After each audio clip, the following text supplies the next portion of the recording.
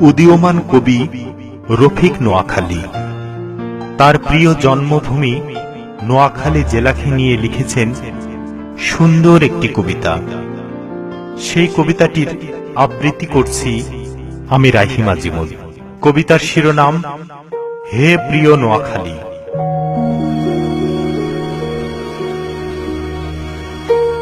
তুমি দিবাকর, তুমি সুধাকর, তুমি মনোহারিতা দেহাশ্রিতা হয়ে ধন্য হলাম তোমার পরশে, তোমার শ্যামল স্পর্শে।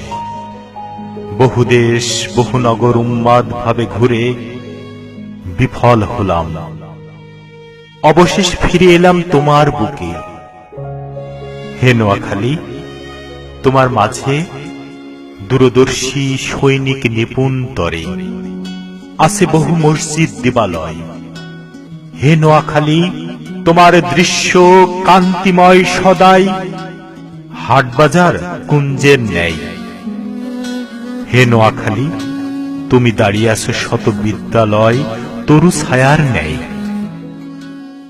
নির্মিত হয়েছে কত বিদ্যালয়, গর্বিত আমি চন্দ্রগঞ্জ আলিয়া মাদ্রাসা কিংবা NSTU নিয়ে।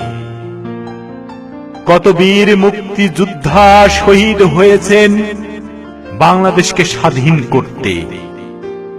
কত জ্ঞানী আছেন নোয়াখালী জেলাতে। তোমার মাঝে পুষ্পে ফলে ভরা নারকেল সুপারি ঘেরা। তোমার বুকে জন্মে তাই সুখ রাশি রাশি। তোমায় নিয়ে ধন্য আমি, ধন্য নোয়াখালীবাসী।